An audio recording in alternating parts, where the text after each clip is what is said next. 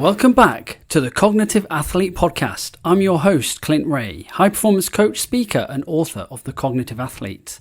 This podcast is about helping leaders, thinkers, and doers perform at their best without burning out. And as we kick off Season 2, I want to be really clear about what this season is. This is not a series of motivational episodes, and it's not a collection of ideas to think about. This is a 10-week cognitive training cycle. Each week has a clear focus, each week has a specific action, and each week builds on the one before it.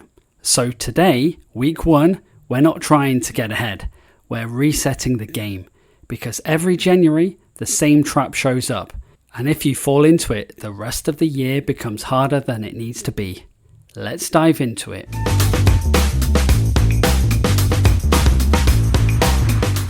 I saw this play out every single year when I was in the RAF.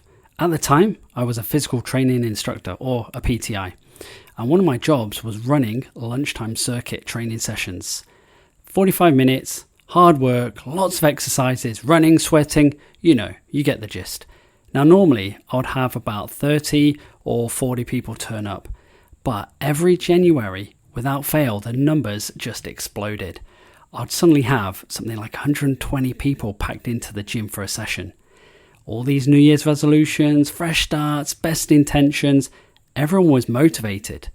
Then February rolled around and we were down to about 90, March back to about 60, and then by mid-year we were right back where we started to 30 to 40 people, which were the regulars. Same faces, same commitment, same rhythm. And I watched this exact cycle repeat itself year after year after year. Not because people were lazy, they weren't, it was the exact opposite. But because motivation always shows up early and then quietly disappears. That experience taught me something early. Motivation is powerful, but it is temporary. It feeds off novelty, it loves clean slates, it thrives on fresh starts. But the moment real life kicks back in, workload, fatigue, work pressure, motivation fades straight away. And that's not a character flaw, that's actually biology. Those people don't fail because they lack discipline, completely opposite. They failed because motivation was never designed to carry them for the long haul. And yet, every January, we build entire years on it. The real New Year trap isn't setting goals itself. It's starting at full intensity, max power. Those January sessions were flat out. People went hard early, they emptied the tank fast. Once a novelty wore off, there was nothing left to sustain that effort. And I see the same thing play out in leadership and business all the time. People sprint into the year, they set too many goals, too many commitments, too much pressure too early. What looks like ambition is often anxiety dressed up as discipline. And the fastest way to burn energy, cognitive or physical, is to sprint without pacing yourself. So what do high performers do? I tell you what they don't do. They don't rely on motivation. They rely on structure and rhythm. In elite sport, nobody trains at peak intensity all year. They train in cycles. Build phases, push phases, and recovery phases. Because they understand something most people miss. Consistency doesn't come from trying harder, it comes from pacing properly. And cognitive performance works the same way. Your brain performs best when there's rhythm, not constant urgency. High performers don't rush in.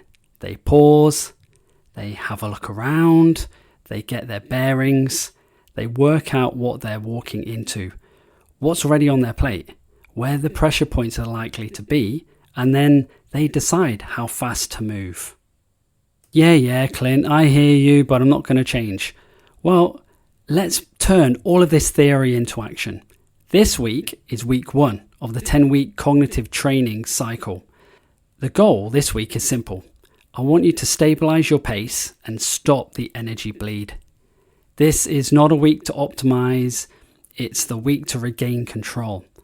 And you have 3 actions this week. Nothing more, nothing less. So let's dive into it. Action number 1 is remove one unnecessary commitment, whether that is one meeting, one obligation, one thing that doesn't genuinely need to be there right now. And it's not about doing less forever. It's just about creating a bit of space so you can think clearly again. If everything stays, nothing changes. Okay, here's action number 2. I want you to set one hard stop per day. Choose a clear finish time and honor it. Not when the work runs out, when the clock says stop. This trains your nervous system to stand down instead of staying switched on all night. Recovery doesn't happen by accident. It happens when you make it a deliberate act. Action number 3, the final one. I want you to write one sentence, just this one.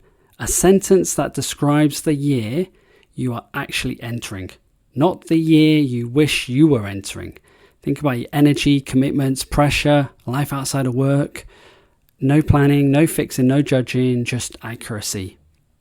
That's it. Those 3 actions. But here's an important rule for this week. Do not plan the year yet. Do not map peaks and troughs. Do not download planners. Do not add any new habits. That bit comes later. This week is about getting your bearings, working out where you are before deciding where to go.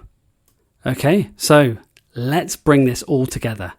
Today wasn't about discipline. It wasn't about willpower. And it wasn't about doing more. It was about recognizing the New Year trap, the belief that motivation will carry you all year. High performers don't rely on motivation. They rely on rhythm, same as athletes. Next week, we'll move into week 2 of the cycle. This is where we focus on energy, where it's being drained, where it's being restored, and why discipline isn't the real issue for most people. Then in week 3, once your pace is steadier and your energy is clearer, that's when we zoom out and design the next 10 weeks properly. We need to just take it one phase at a time and in the right order. There we go. That's the episode. If today's episode helped, hit follow, subscribe, or just leave a quick review. It genuinely helps this podcast reach the people who need it most. And if you want to go deeper, The Cognitive Athlete is out now in all bookshops and online. You can also head to the website cognitiveathlete.com.au for free tools, assessments, resources, loads of stuff on there. Thanks for listening, and remember, you don't need more hours, you need more energy.